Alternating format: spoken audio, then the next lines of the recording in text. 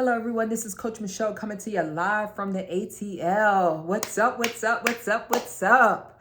So today's video is about starting a home care business and the five common mistakes that I want you guys to avoid. Right? So I have another video a couple of years ago talking about the 5 mistakes that I made. However, these are 5 mistakes that I want to make sure you do not make when starting your home care business. The first one is naming your business. So a lot of you just arbitrarily throw out a name. I want you to take into consideration the name. If there's some type of meaning, does it tell your audience, your ideal client, what it is you do? Is it too long? Are you able to get the domain attached to it? Like the www.blablabla.com. Side note, you don't need to use the www. But I'm saying this just to make sure we're all on the same page, right? And so you want to make sure you take time with creating that name and make it make sense. If you want to use a name and it doesn't specifically say what it is you do, right? So you come up with a name and it doesn't say anything about home care. It doesn't say anything about private care, companion care, whatever it is that you're doing, home health.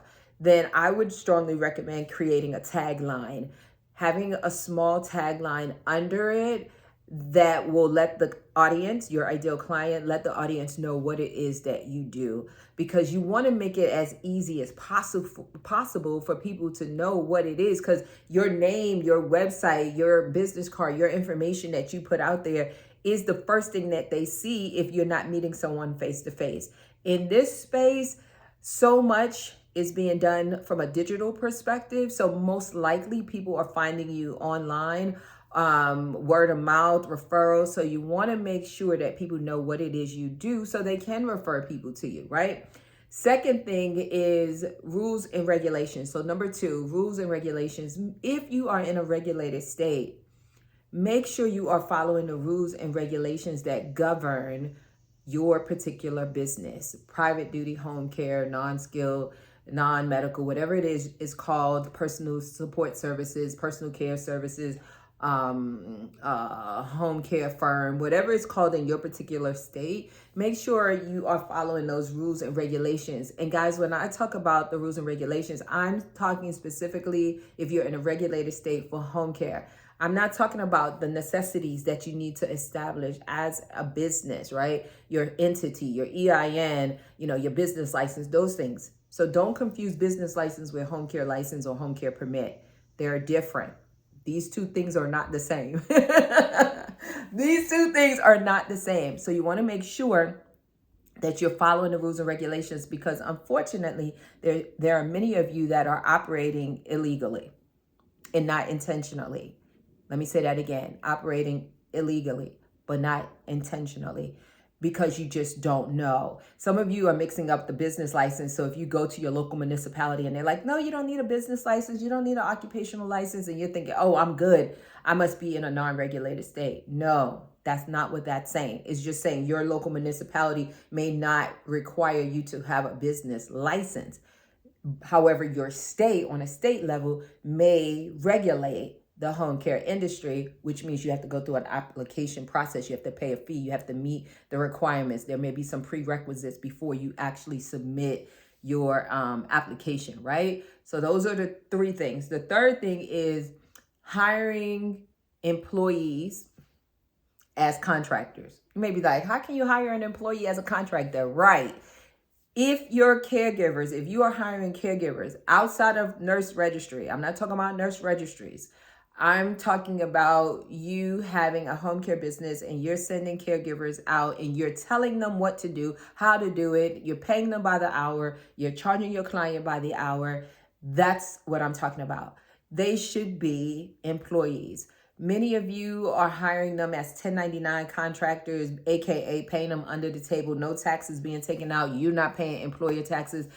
Baby, I don't recommend it. It's not right. There's a whole lot of information behind that. There are even some lawsuits out there with some, larger organizations as far as a franchise a couple of years ago behind that model. So you want to make sure that you are doing things the right way and understand the true definition of a contractor, right? So a contractor, maybe like your registered nurse can be a contractor that's going out to do your comprehensive assessments, creating your service plans or care plans, doing your supervisory visits. Then yes, that registered nurse can be, and I say registered nurse if you're in a state that regulates and requires a registered nurse, right? So that person can be a contractor, that professional, and because you're not necessarily saying wear this, go on this day, and this is how I want you to do your job. So it's different than a caregiver because you're specifically telling the caregiver what to wear, where to go, what to do, follow this,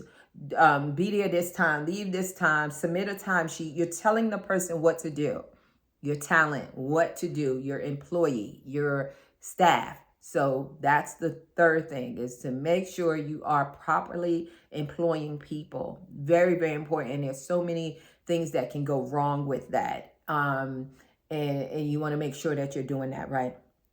The fourth thing I would say is not having enough funds to start your business, right? So can you start this business with a very low budget? Absolutely.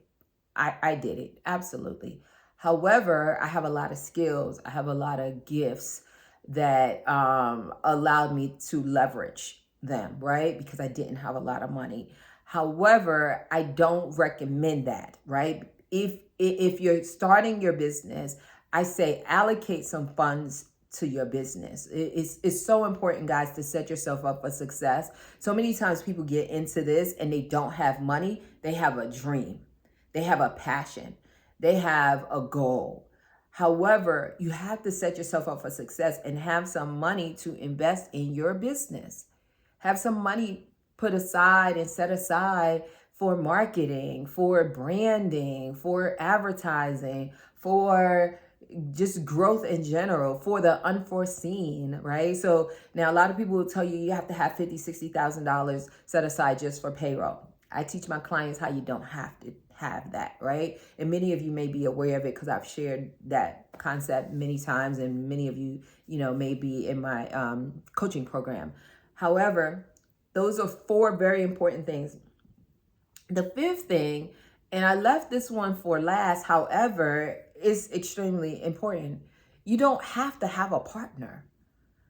I see this as a common mistake that people make. So some of you, partnership may work well and it may make sense. However, I want you to know you don't have to have a partner to start a business. This business, that business, it doesn't matter. You don't have to have a partner. If you decide to have a partner, make sure you just don't go in and say, hey, put you in my LLC. We're going to have a membership, a multi-member LLC. We're going to do this, this, and this, and this, and this. And it sounds good because this was your childhood friend. It sounds good because it's your girlfriend. It sounds good because it's your boyfriend. It sounds good because it sounds good to you. No, you have to think like a boss. You have to think this thing through. You need a partnership agreement. You need to know what happens if this and that, and how do you split your money, and what if one person wants to get out of it, and how much money, how much capital, how many is that person able to get some funding? Like, what do you bring into the table other than saying that I have another body that I can talk to, that I can run things by, that whatever. What if you have a partner and you're putting in 90% and they're doing 10%? What if you, as far as work, sweat equity, what if you are putting in 90% of the funds? What if they're putting in 10% of the funds? What if they don't have any funds? What if you're doing 90% of the day-to-day operations? What if? Then you're going to get frustrated. And with these 5 common mistakes, you're going to be thinking, this is not for me, and you may quit. I tried it. It doesn't work. No, it's not for me. When in actuality, you just fell into those 5 common mistakes. So I just want you guys to be aware of these and be mindful of them when you are planning your business.